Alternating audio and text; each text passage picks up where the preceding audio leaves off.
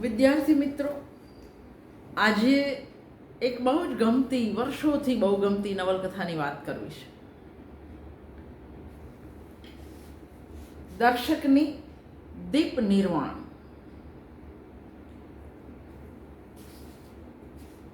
ગમે એટલી વાર વાંચો તમને એટલી જ મજા આવે. દીપ નિર્વાણ વિશે એકથી વધારે વિવેચકોના લેખ આપણે ત્યાં મળે છે. ખાસ કરીને રઘુવીર ચૌધરી, રમેશ દવે, ઉમાશંકર જોશી, આ બધાના લેખ છે. હું જેની મદદ લેવાની છું એ રઘુવીર ચૌધરીના લેખની મદદ લઈ અને વાત કરીશ. પણ જે નવલકથાને વારે વારે વાંચી હોય એની અંદર બહુ મદદની જરૂર ના પડે, એ એની જાતે જ તમને મદદ કરતી જાય. પણ છતાંય રઘુવીર ચૌધરીનું આ જે પુસ્તક છે યુનિવર્સિટી ગ્રંથ નિર્માણ બોર્ડનું, એના લેખની થોડીક મદદ આપણે લઈશું જરાક વધારે વિગતે વાત કરવા માટે. તમે ઉમાશંકર જોશીનો લેખ તો દીપ નિર્વાણ પુસ્તકમાં જ છે, એ જોઈ શકો છો. દર્શક એટલે મનુભાઈ રાજારામ પંચોળી. જન્મ 15 ઓક્ટોબર 1914, મૃત્યુ 29 ઓગસ્ટ 2001. હું આવું શા માટે કહું છું એનું એક કારણ છે કે તમને ટૂંકા પ્રશ્નોમાં આવું બહુ પૂછે છે. વતન વાંકાનેર પાસેનું પંચાશિયા નામનું ગામ, અને જે માણસ ગુજરાતનો શિક્ષણ મંત્રી બનેલો એ પોતે 9 ધોરણ સુધી જ ભણેલા, પણ કેટલા બધાને એમણે ભણાવ્યા લોક ભારતીની અંદર. 1932માં ભાવનગરની દક્ષિણામૂર્તિ સંસ્થામાં ગૃહપતિ તરીકે દર્શકે પોતાની કારકિર્દીનો આરંભ કર્યો.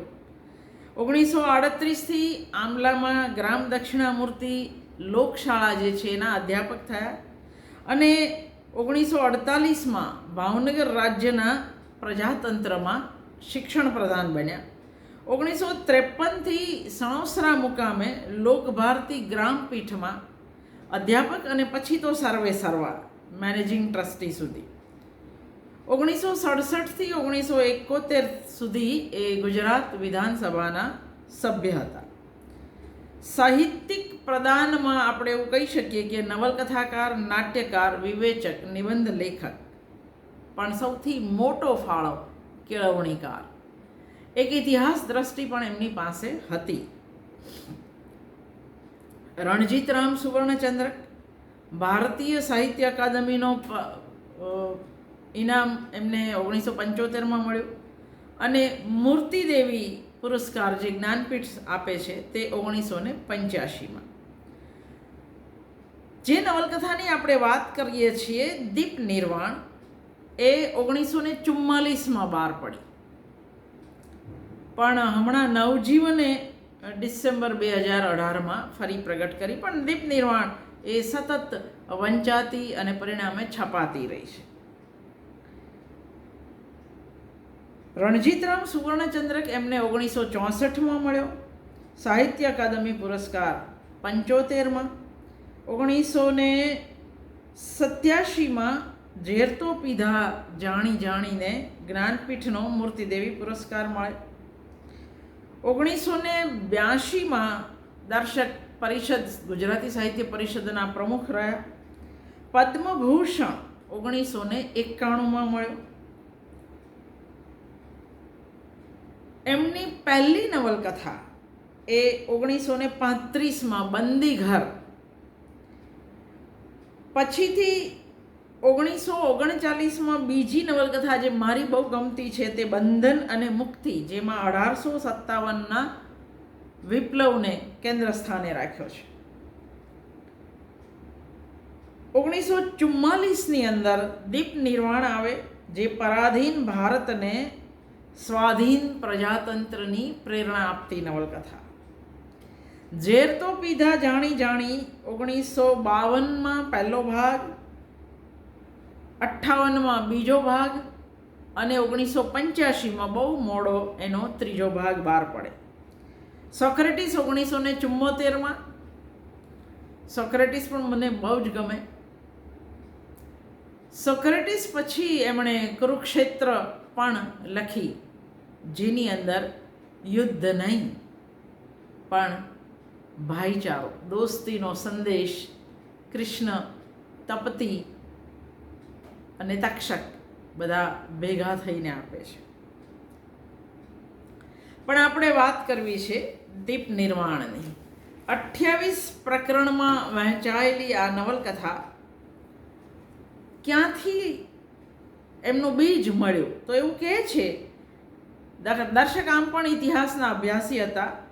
પ્લુટાર્કને વાંચતા વાંચતા એમનું લાઇવ્સ, LIVES, લાઇવ્સ નામનું જીવન ચરિત્ર પ્લુટાર્કનું એ વાંચી રહ્યા હતા.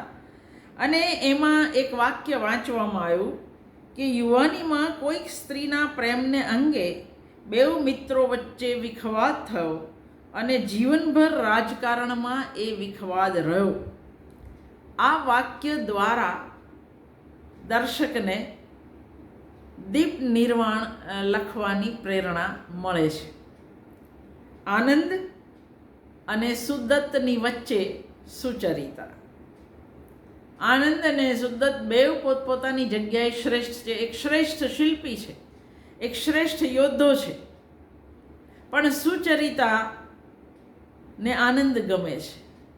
પણ સુદત્તની શિલ્પ કળા પર ઓવારી જઈને ક્યારેક કાળના એક બિંદુ પર સુચરિતા એને માંગીશ તે આપીશ એવું વચન આપી ચૂકી છે. અને હવે સુદત્ત સાથે ન પરણવું પડે એટલા માટે એ સાધ્વી થઈ જાય છે. તો અને સુદત્ત અને આનંદ વચ્ચેનું વેર એની નિમિત્ત બની સુચરિતા. અને સુદત્ત દેશદ્રોહી એના કારણે થઈ પોતાના જ નગરના વિનાશ માટેનું કારણ બની જાય છે. તો જે સમયકાળ લીધો છે દર્શકે, એ ઈસુના જન્મ પહેલાં અને ભગવાન તથાગતના પરિનિર્વાણ પછીના સમયની આ વાત છે. જે સમયે ભારતની અંદર ગણરાજ્યો હતા. આપણે મગધ, આમ્રપાલી ફિલ્મની નિમિત્તે પણ જુદા જુદા ગણરાજ્યોથી આપણે પરિચિત છીએ.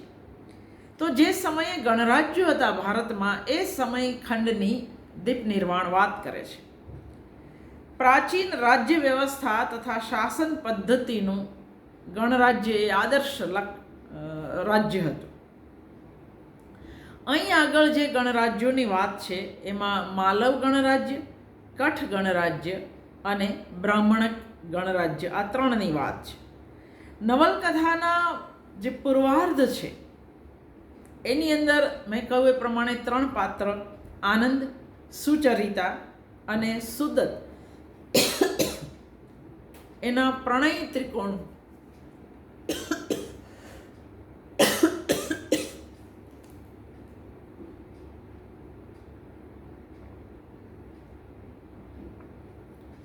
આ ત્રણેય વચ્ચેના પ્રણય ત્રિકોણ પર નવલકથા કેન્દ્રિત થાય છે. અને પછી એ કથાનકને પાયો બનાવીને નવલકથા આગળ વધે છે. આનંદના પિતા દેવહૂતિ અને મા ગૌતમી એ પછીથી જે આચાર્ય શીલભદ્ર તરીકે જેણે દીક્ષા લીધેલી છે. સુચરિતા અને આનંદ, મૈનેન્દ્ર અને કૃષ્ણ, આ બધા વચ્ચેના પ્રેમ સંબંધો અને લગ્ન સંબંધોની ઘટનાઓ પણ અહીં આલેખાય છે. નવલકથાના ઉત્તરાર્ધમાં પ્રાચીન હિન્દના આ 3 નાના નાના ગણરાજ્યો 3 દીવા આંતરિક ખટપટને લીધે કેવી રીતે ઓલવાતા ગયા, બુઝાતા ગયા એની વાત છે. આનંદ શૂરવીર યોદ્ધો છે, સુદત્ત શિલ્પી છે અને સુચરિતા એ એક લાવણ્યમયી સુંદરી છે. એનું હૈયું આનંદને ઝંખે છે, પણ સુદત્તે પોતાની કલા વડે સુચરિતાને ક્યારેક જીતી લીધી હતી.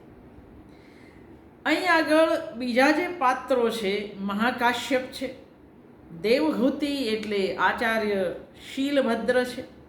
ગૌતમી એટલે આર્યા સુવ્રતા છે. કોઈને મહાકાશ્યપની અંદર રુદ્રદત્ત પણ દેખાય. કઈ રીતે? જે રીતે એ કલ્યાણીને ચાહે છે એ રીતે અહીંયા સુચરિતાને ચાહે છે. આત્રેય, ઋષિ ઐલ, મૈનેન્દ્ર, કૃષ્ણ, સુદત્તના પિતા ધનપાલ, જે દીકરાને સજા આપતા જરાય વાર નથી લગાડતા તે. આ બધા પાત્રો તમને એક વખત દીપ નિર્વાણ વાંચો પછી આ પાત્રો તમારા મનની અંદર કાયમી ધોરણે જડાઈ જાય. આનંદ એના દાદા આત્રેયના કહેવાથી આજ્ઞાથી મહાકાશ્યપ પાસે ચિકિત્સા શાસ્ત્ર શીખવા આવ્યો છે. આમ તો એ શસ્ત્ર અને શાસ્ત્રમાં પારંગત છે. એ જ્યારે આવે છે ત્યારે પહેલી મુલાકાત મહાકાશ્યપની દીકરી સુચરિતા સાથે થાય છે. પણ એ કઈ રીતે? બે હિમધવલ મયુરોને સુચરિતા પોતાના વાદનના સુરે નચાવી રહી હતી એ આનંદ છુપાઈને જુએ છે. મહાકાશ્યપની જગ્યાએ બીજો એક શિષ્ય પણ છે જેનું નામ છે સુદત્ત. એ નગર શિલ્પી છે. એની મૂર્તિઓથી નંદીગ્રામ શોભાયમાન છે. ઉડુગ્રામ નગરમાં મોટું મહાલય તૈયાર થતું હતું અને એ નગરનો મુખ્ય સ્થપતિ હતો. અને એકવાર સુચરિતા ઉડુગ્રામ જાય છે અને સુદત્તની કળા પર ઓવારી જાય છે. સુદત્તને તો સુચરિતા ગમતી જ હતી. એ કહે છે, હું માંગું તે આપશો. એણે વચને બાંધી લીધી છે, તમે મારી સાથે લગ્ન કરશો.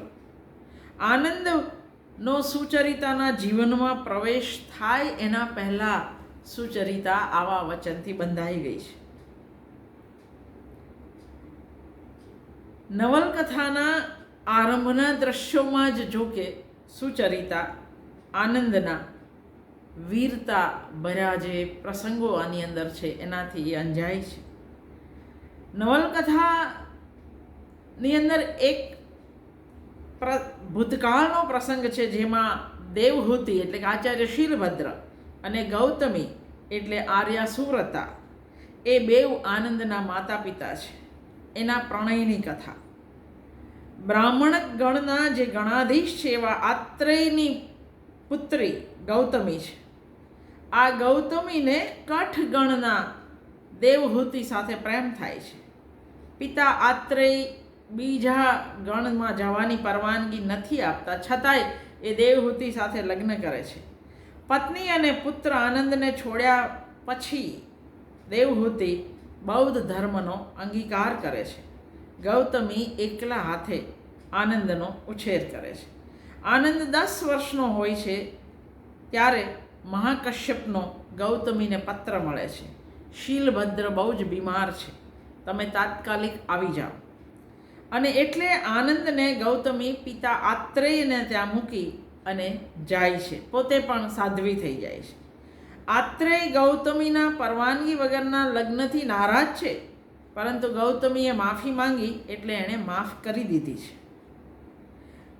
ગૌતમીના ગયા પછી આનંદ આત્રેય પાસે મોટો થાય છે. એણે તો કહ્યું છે કે તારી માં મૃત્યુ પામી છે. આત્રેય એવું કહી દીધું છે. યુવાન થયેલ આનંદ જ્યારે મહાકશ્યપના આશ્રમ પર ભણવા જાય ત્યારે એને ખબર પડે કે એની માં જીવિત છે અને એણે દીક્ષા લીધી છે અને એ સાધુ શીલભદ્ર સાથે રહે છે.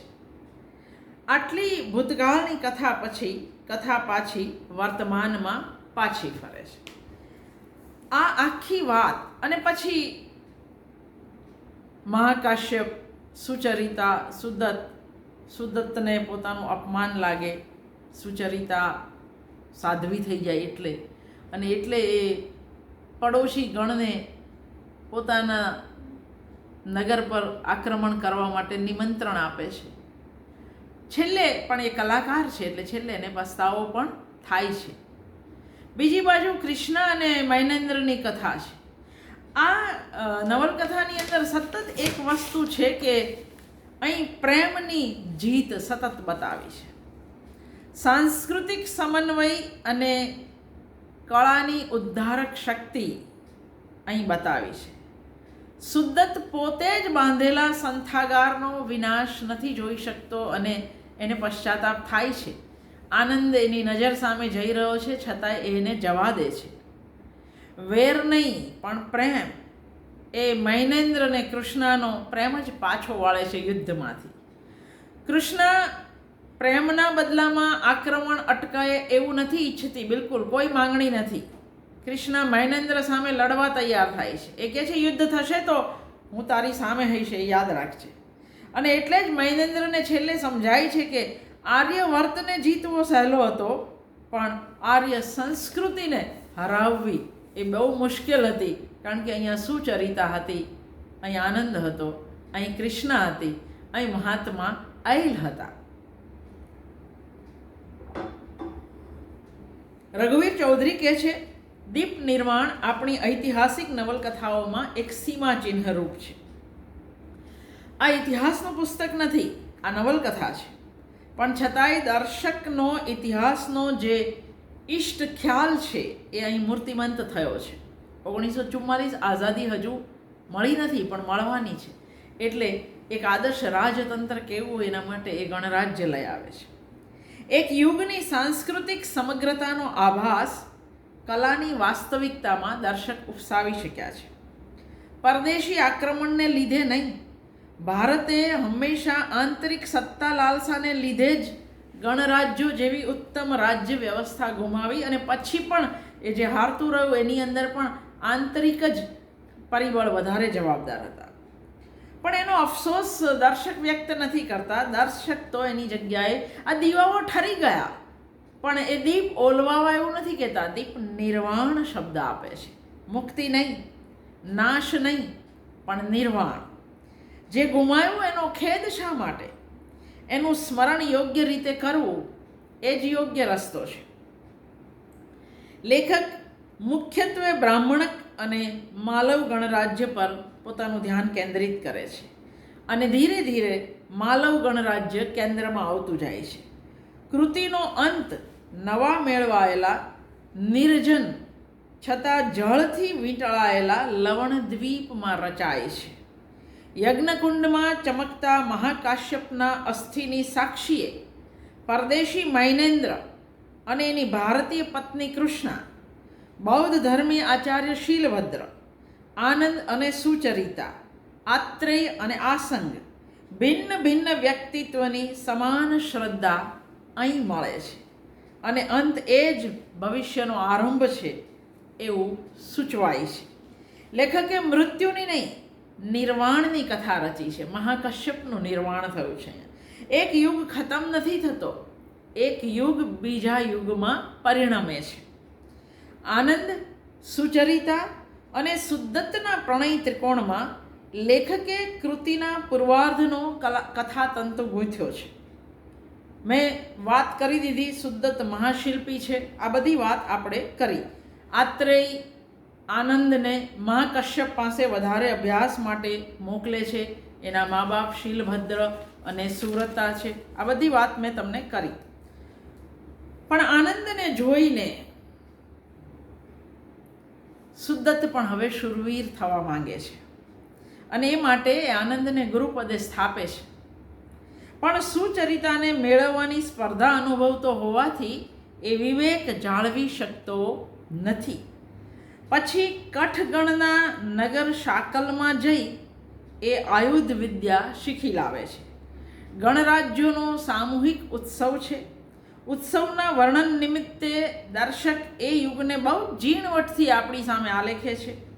અહીં એક નવું પાત્ર જે આનંદ સાથે સ્પર્ધામાં છે એ કૃષ્ણા, અને એ કદાચ જીતી પણ જાત, કારણ કે સુદ્દતે આનંદના ઘોડાને ભાલો માર્યો છે, તીર માર્યો છે. પણ કૃષ્ણને એવો વિજય મંજૂર નથી. સુદ્દત તો આનંદને શું જીતે એ દગાથી એના અશ્વને ભાલો મારે છે. કૃષ્ણ જીતી જાત એ આનંદની જીત ઈચ્છે છે, પણ એ માટે એણે અચકાવવું પડે એ પહેલાં ઘાયલ થયેલો અશ્વ સ્વામી તરફની વફાદારીના બળે દોડે છે અને આનંદનો રથ સૌથી પહેલાં પહોંચે છે. આ રથની દોડનું વર્ણન અદ્ભુત છે. એક બહુ જૂની ઓસ્કાર વિજેતા ફિલ્મ પણ યાદ આવી જાય. રાત્રિના અંધકારમાં કૃષ્ણ વૃક્ષ પર છુપાય મગધ રાજ્યમાં ભળવાનું કેટલાક ગણોનું કાવતરું જાણી લાવે છે. સભામાં સુદ્દતના પિતા નગરપાલક છે. સુદ્દત પર દગાનો આરોપ મૂકે છે. સુદ્દત આનંદ પર આરોપ મૂકે છે. એ બ્રાહ્મણક સેનાની જ ખોટી રીતે થયો છે. જન્મથી તો એ કઠ ગણરાજ્યનો છે. એ બ્રાહ્મણક તો એની માં ત્યાં હતી એટલે થયો છે. અને કઠ ગણરાજ્યની અંદર એવો રિવાજ હતો કે બાળક નબળું પાકે તો એને ઉપરથી નીચે ફેંકી દેવામાં આવે, એને જીવવા ન દેવામાં, જેથી સ્વસ્થ નાગરિકો મળે. આ સ્પાર્ટાના ગણરાજ્યમાં પણ આ જ છે. તમે સોક્રેટિસ વાંચો ત્યારે તમને ખબર પડે. તો જન્મ વખતે એનું શરીર નબળું હોવાથી એની માતા કઠ ગણરાજ્યમાંથી એને લઈ આનંદને લઈને નાસી છૂટી અને પિતા આત્રેય પાસે આવી ગયેલી. સુદ્દતની વાત સાચી છે, પણ દોષ આનંદનો નથી, આનંદની માતાનો છે. એની સજા આનંદને કેવી રીતે થાય?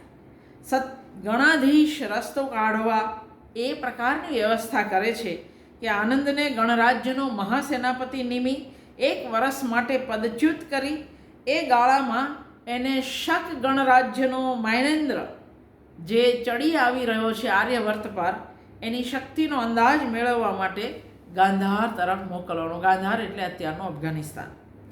આનંદ એ રીતે અહીંથી દૂર જાય છે. સુચરિતા સુદ્દતને સ્વીકારવાને બદલે ધર્મનો આશ્રય લે છે અને સાધ્વી થઈ જાય છે. ગણસભામાં ગણરાજ્યના દૂતોને રોકડો જવાબ આપવામાં આવ્યો હતો. ઈર્ષાથી પીડાતો સુદ્દત હવે એમનો દૂત થઈને આવે છે. દૂતને તો કંઈ સજા કરાય નહીં, એનો તિરસ્કાર થાય છે.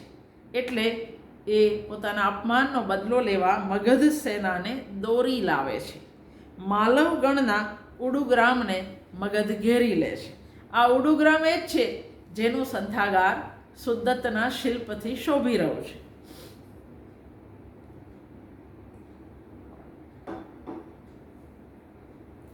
આનંદ તક્ષશિલામાં ખંડિયેર સાચવતા મહર્ષિ ઐલ પાસે ગયેલો.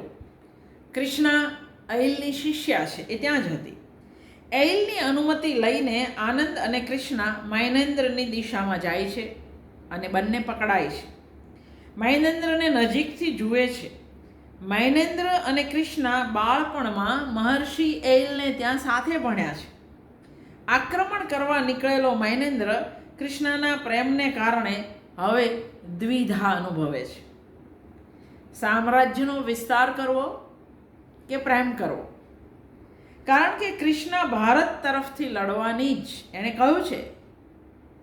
પ્રેમના બદલામાં કશું નહીં માંગુ, તું આક્રમણ કરીશ તો મને પહેલી હરોળમાં જોઈશ. કૃષ્ણએ મનોમંથન જગાડ્યું. એ પછી તક્ષશિલામાં આવતા મહર્ષિ ઐલ પણ એક બીજું મનોમંથન જગાડે છે. મૈનેન્દ્ર અને એનું સૈન્ય જમવા બેઠું છે અને દરેકની થાળીમાં આચાર્ય ઐલ સુવર્ણ અને સોનામોહર, હીરા, જવેરાત પીરસે છે. અને એ લોકો કહે છે કે આ કેવી રીતે ખવાય? તો તમે શું કામ યુદ્ધો કરો છો? આ પ્રશ્ન છે. તમારે ત્યાં વરસાદ આવે છે? મૈનેન્દ્રના સૈનિકો હા પાડે છે. તો તમારે ત્યાં ગાયો છે? હા. તો એ ગાયો માટે જ વરસાદ આવતો હોય, બાકી તમારા જેવા માટે તો વરસાદ પડે નહીં. અને અચાનક જ એક દ્વિધા તો કૃષ્ણએ જગાડેલી જ, પણ થાળીમાં આવેલ સોનામોહર અને હીરા અને રત્નોએ એમને ખ્યાલ આપ્યો કે આપણે શું મેળવવા નીકળ્યા છીએ. આ યુદ્ધનો શું અર્થ છે? શા માટે આપણે સામ્રાજ્ય વધારવા છે એ મનોમંથન પછી મૈનેન્દ્ર આક્રમણ કરવાનું બંધ રાખે છે. મહાસેનાપતિ આનંદની ગેરહાજરીમાં ઉડુ ગ્રામ પર આ તક્ષશિલામાં બની રહ્યું છે. અહીં જે બની રહ્યું છે, મગધ સેનાને લઈને આવેલો સુદત્ત, એક બાજુ મહાસેનાપતિ આનંદ ગેરહાજર છે, ઉડુ ગ્રામ પર મગધ સેનાનું આક્રમણ થાય એવું ગોઠવ્યું છે લેખકે. એમાં પણ એમની વસ્તુ સંકલનની કુશળતા દેખાય. મૈનેન્દ્રનું આક્રમણ આનંદ, કૃષ્ણા અને મહર્ષિ ઐલ અટકાવી શક્યા, પણ મગધ સેનાને તો કોણ અટકાવે? સુદત્ત પોતે જ લાવ્યો છે. મગધ સેના પોતાની શક્તિ વિશે મદાંધ થયેલી છે. ઉડુ ગ્રામને ઘેરીને ઊભેલી મગધ સેના સામે મહાકાશ્યપ આભીરોની મદદ લેવા એક અંધારી રાત્રે શતદ્રુમાં નદીમાં તરતા તરતા ઉપડે છે. લેખકની વર્ણન શક્તિ અને સૂક્ષ્મ નિરીક્ષણ શક્તિ અંધારી સૃષ્ટિમાં અનેક વિઘ્નોને ઓળંગી જતા વૃદ્ધ તપસ્વી મહાકાશ્યપના પાત્રને ગજબનો ઉઠાવ આપે છે. તમને અહીંયા આનંદ સુચરિતા ગમશે એટલા જ મહર્ષિ ઐલ અને મહાકાશ્યપ પણ ગમશે. ઉડુ ગ્રામમાં સુદત્તે રચેલી શિલ્પ સ્થાપત્યની અલૌકિક સૃષ્ટિ એની જ અહંકારી ભૂલથી નાશ પામતી બતાવે છે. અને છેલ્લે આસંગ લાવેલા તે 8 કઠ કન્યાઓના બાણની અગ્નિવર્ષા અને અણધાર્યા હુમલામાં મગધ સેના અસ્તવ્યસ્ત થઈ જાય છે. મહાકાશ્યપ લવણદ્વીપમાં થાણું ઊભું કરે છે. વધુ તૈયારી સાથે મગધ સેના ત્યાં પહોંચે છે. ગણોની શક્તિ હવે ક્ષીણ થઈ ગઈ છે. પેલી 8 કન્યામાંથી માત્ર રોહિણી બચી છે. એ કુમાર ઇન્દુને કેદ કરી લાવેલી. મહાકાશ્યપ શત્રુપુત્રને વિદ્યા શીખવે છે. વિદ્યાની અંદર કોઈ શત્રુ નહીં, એ આર્યવર્તની મૂળ સંસ્કૃતિ હતી. ધર્મને શરણે ગયેલી સુચરિતા યુદ્ધ તરફ ઉદાસીન નથી રહી શકતી, કારણ કે આ બધા શસ્ત્ર અને શાસ્ત્ર બંને શીખતા. સુદત્તના આ વર્તનમાં સુચરિતાને પોતે દોષિત હોય એવું લાગે છે અને એટલે એને મળવા જાય છે. પણ એ પહોંચે એ પહેલાં સુદત્તને પ્રાયશ્ચિતનો અનુભવ થઈ ચૂક્યો છે. છુપા વેશમાં રહેલા આનંદને એ ઓળખી ગયો હતો, છતાંય એની હોડીને એણે જવા દીધી છે. પિતાના હાથે થયેલો જીવલેણ ઘા ઝીલવાનું મળ્યું. સુદત્તને એનો પિતા જ મારે છે, એનો એને સંતોષ છે.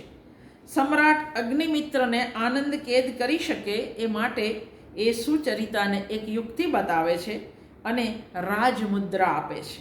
મૃત્યુ વખતે સુદત્ત સમજે છે કે પોતાની ઉપાસનામાં શો દોષ રહી ગયેલો, એટલે એનું પરિવર્તન, એનો પ્રાયશ્ચિત સ્વાભાવિક લાગે છે. લેખકે મારી મચડીને એને પશ્ચાતાપ કર્યો એવું ક્યાંય દેખાતું નથી.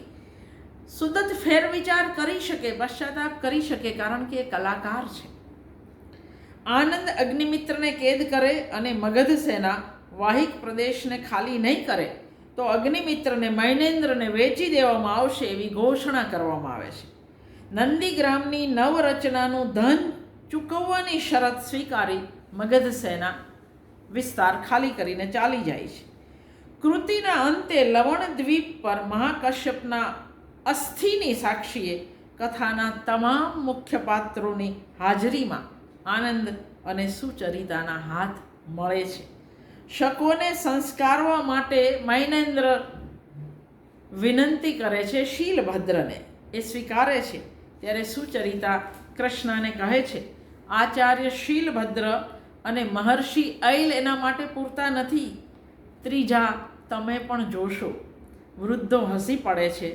એમનું ખડખડાટ હાસ્ય દૂરના ભૂતકાળમાંથી આપણી વર્તમાન ક્ષણ સુધી પહોંચે છે.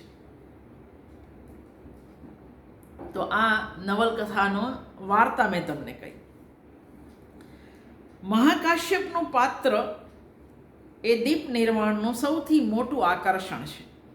કૃષ્ણની છબી સાદ્યંત જીવંત છબી છે અને આર્યા સુવ્રતા આનંદના માતા ગૌતમીનું છુપું વાત્સલ્ય ગહન વેદનાનો સ્પર્શ કરાવી જાય છે.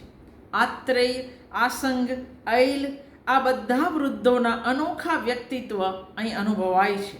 અને કૃતિના પૂર્વાર્ધની સુચરિતા તો નર્યું સૌંદર્ય જ સૌંદર્ય.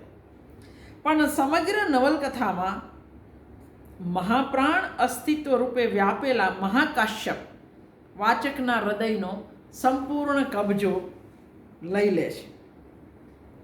સુચરિતા અને આનંદના આંતર સંબંધને વિકસતો જોતા સુદત્તની અકળામણ સમજતા વત્સલ મહાકાશ્યપ પ્રેમ અને વચન વચ્ચે ઝૂલતી સુચરિતાની વેદના સામે આંખ આડા કાન નથી કરી શકતા. એક વિવશ પિતા મહાકાશ્યપ ગણરાજ્યોની સ્વતંત્રતાની ભાવનાને ટકાવી રાખવા, પરાધીન શાંતિ કરતાં યુદ્ધનું નુકસાન પસંદ કરતા, મગધના દૂતોના પ્રલોભનને નિર્મૂળ કરતા મહાકાશ્યપ અંધારી રાતે સામે ઉભેલા મૃત્યુની અવગણના કરી શતદ્રુમાં ઝંપલાવતા મહાકાશ્યપ શત્રુ અને લૂંટારાઓના સકંજામાંથી છટકતા તરતા જતા મહાકાશ્યપ નિબીડ પ્રકૃતિના અંધકાર અને સૂર્યના ઉજાસમાં વન પુષ્પોની સૌરભ અનુભવતા મહાકાશ્યપ લવણદ્વીપની રક્ષા કરતાં કરતાં લડતા અને એક ક્ષણે શત્રુઓ સામે બે હાથમાં મોટી શીલા ઊંચકતા મહાકાશ્યપ શત્રુપુત્ર ઇન્દુને વિદ્યા શીખવતા તપસ્વી મહાકાશ્યપ. એક એક પ્રસંગ અને પરિસ્થિતિમાં લેખક આ પાત્રમાં જીવન તત્વ સતત વિકસાવતા ગયા છે.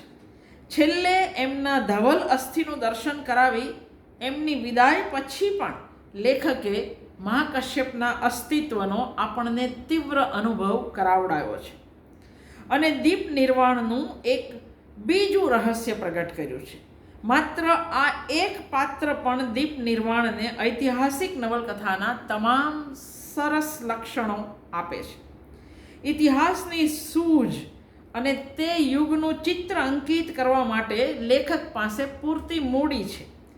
સુચરિતાના વીણાવાદનના, શિલ્પી સુદત્તના ટાંકણાના રણકારમાં, મગર સાથે યુદ્ધ કરતા અશ્વોની જાતે સંભાળ લેતા અને સુદત્તને ચાબુક ફટકારતા આનંદના વ્યક્તિત્વમાં, કૃષ્ણના શસ્ત્ર સંચાલનમાં, મહર્ષિ ઐલના ઉદ્ગારોમાં, ગુપ્ત મંત્રણાઓ અને સભાઓના ઉદ્બોધનમાં, યુદ્ધ અને આગળ વધતી સેનાઓના વર્ણનમાં જે સમય આપણને અનુભવવા મળે છે એ શતાબ્દીઓ પૂર્વેનો છે એવો આભાસ લેખક સરળતાથી રચી શક્યા છે.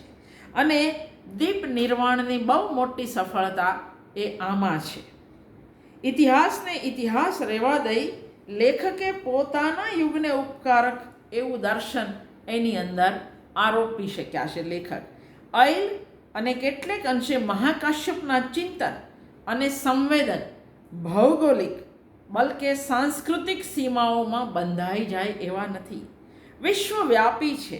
અને તેમ છતાં ભારત દેશની ભૂમિનો સ્પર્શ જરાય ઓછો થતો નથી. ભારતીય રહીને આ દર્શન વૈશ્વિક બની શક્યું છે.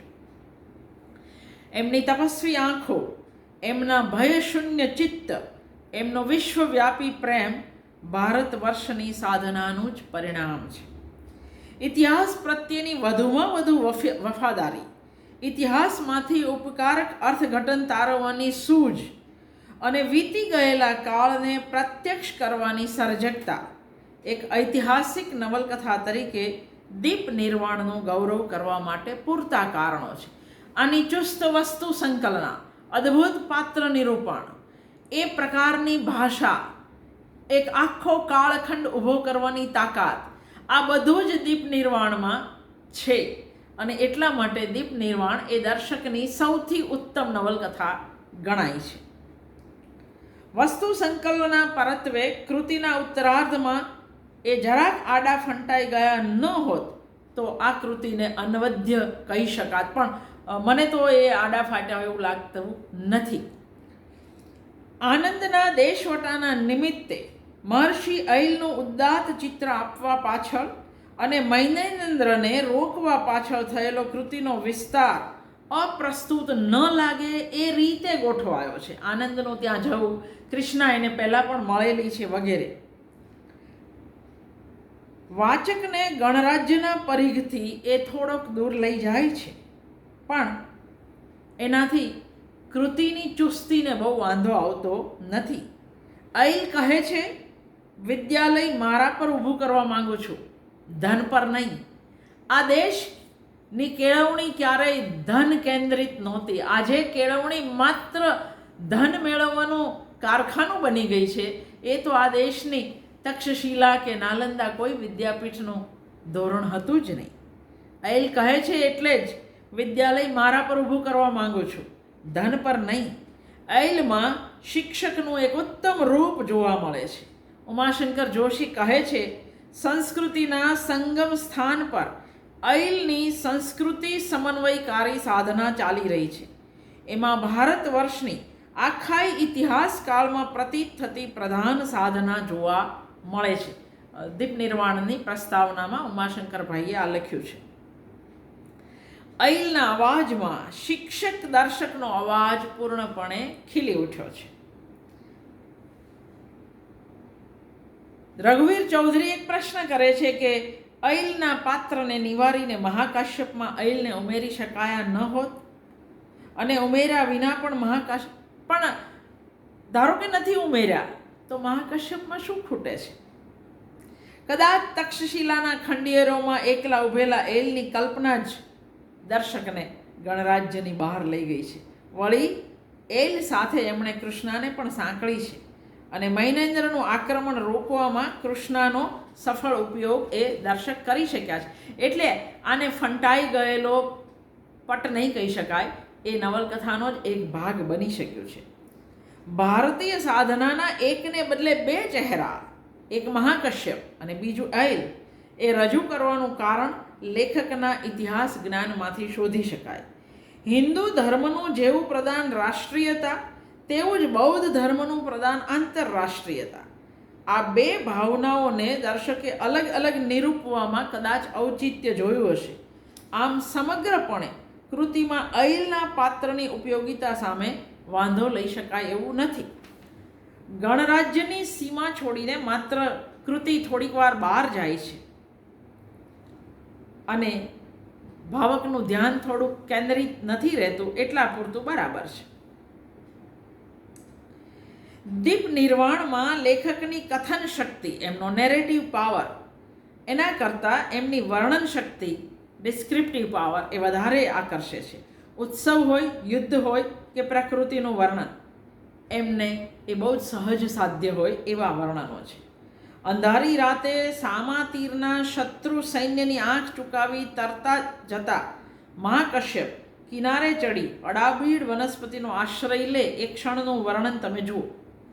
ચંદ્ર ફરી નીકળ્યો દેખાતો હશે, કારણ કે પાંદડાની ચારણીમાં થઈને ક્યાંક ક્યાંક કિરણોએ માર્ગ કર્યો હતો.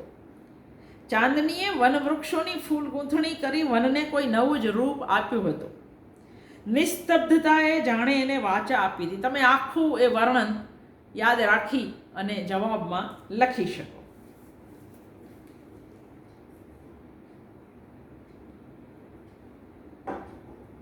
પ્રકૃતિના આ વૈભવનો પ્રભાવ મહાકશ્યપની સાથે સાથે આપણે પણ અનુભવીએ છીએ. પંખીઓ જાગી ન ઉઠે એની સંભાળ રાખવામાં બાણનો ઘા ઝીલીને આવેલા મહાકશ્યપની સંવેદનશીલતા પ્રગટ થાય છે. પણ મહાકશ્યપની જટા સોંસરવું લોહી ટપકતું હતું. એ સ્થિતિમાં નગરપાલને બચાવવા લડતા મહાકશ્યપનું ચિત્ર પણ એટલું જ ગમી જાય એવું છે. લડવા દરમિયાનની બારીક વિગતો લેખક આલેખી શકે છે. આનંદની અશ્વની સંભાળ પણ ઝીણવટ ભરી છે. સુચરિતા અને આનંદ પહેલીવાર મળે, પેલું દ્રશ્ય મયુરને વાદન પર નચાવતી જુઓ. નાનકડા ચોકમાં તુલસી ક્યારા પર બેસી બે હિમ ધવલ મયુરોને એક કન્યા વાદનના સુરે સુરે નચવી રહી હતી. એણે આંખો બંધ કરી. આનંદે આંખો બંધ કરી, કારણ કે રૂપ સંગીતની આડે આવતું હતું. જો જોવે તો પેલું સંભળાવવાનું બંધ થઈ જતું. અરે અરે, સુચરિતા બોલે છે. અટકી કેમ વિશાખા?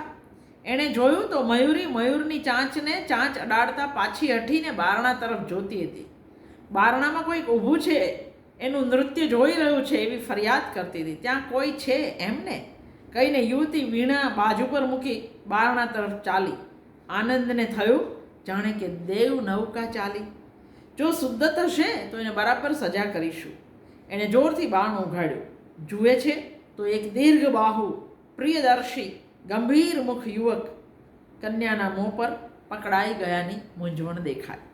તો શૃંગાર કેવી રીતે આલેખાય એનું આ ઉત્તમ દ્રષ્ટાંત છે. સુચરિતાનું અટકી ગયેલ મયુરીને સંબોધન, ચાલતી સુચરિતા માટે આનંદે આપેલી ઉપમા દેવનૌકા, મોં પર પકડાઈ ગયાની મૂંઝવણ, આખો પ્રસંગ દર્શકની સર્ગ શક્તિનો પુરાવો છે. દીપ નિર્વાણમાં આવી સુંદર ક્ષણો અનેક ઝીલાય છે. તેથી જ એમનો આદર્શ વિશ્વ રચવાનો પુરુષાર્થ દીપી ઉઠ્યો છે. શુદ્ધત્વનું પ્રાયશ્ચિત અને અંતે એનું માનસ પરિવર્તન કૃતિની વસ્તુ સંકલનામાં બંધ બેસતું છે. પણ મરતા પહેલાં શુદ્ધત્વે કર્તવ્ય બજાવ્યું એટલું કહીને લેખક અટકતા નથી. એ સુચરિતાને બતાવે છે કે મરતી વખતે શુદ્ધત્વે હાથમાં સંથાગારની એક પ્રતિમાનો અંગૂઠો પકડી રાખ્યો છે. કલાકારને એની માણસ તરીકેની ઉણપમાંથી એની કલા જ ઉગારી શકે. એ ખંડિત સંથાગાર, એક પ્રતિમાનો તૂટેલો અંગૂઠો શુદ્ધત્વના હાથમાં એ યુદ્ધભૂમિની યાદ અપાવે છે. શુદ્ધત્વ મરતા પહેલાં સુચરિતાને પોતાના વચનમાંથી મુક્ત પણ કરતો જાય છે. નગર પ્રત્યેનું પ્રાયશ્ચિત અને પ્રિયતમા પ્રત્યેનું પ્રાયશ્ચિત, બેવ પ્રાયશ્ચિત એ કરતો જાય છે. અને આપણે યાદ રાખવાનું કે આ પ્રાયશ્ચિત બિલકુલ પ્રતીતિકર લાગે એ રીતે આલેખાયો છે. અચાનક શુદ્ધત બદલી ગયો એવું નહીં. અને શુદ્ધત જેવા કલાકારની અંદર આવી શક્યતા પડેલી હોય. તો આ બધા કારણો, વર્ણન શક્તિને કારણે, પાત્ર નિરૂપણને કારણે, અહીંયા જે આદર્શ રજૂ કર્યા છે રાજતંત્ર માટેના, પ્રજાતંત્ર માટેના, એના કારણે, ઇતિહાસ સાથે કોઈ પ્રકારના ચેડા ન કરવાને કારણે દીપ નિર્વાણ એની ચુસ્ત, જેને કહેવાય કોમ્પેક્ટ પ્લોટ, ચુસ્ત વસ્તુ સંકલનને કારણે દર્શકની એક ઉત્તમ, અને માત્ર દર્શકને શું કામ કહીએ, ગુજરાતી 10 નવલકથાના નામ લેવા હોય તો તમારે દીપ નિર્વાણ એમાં મૂકવી જ પડે.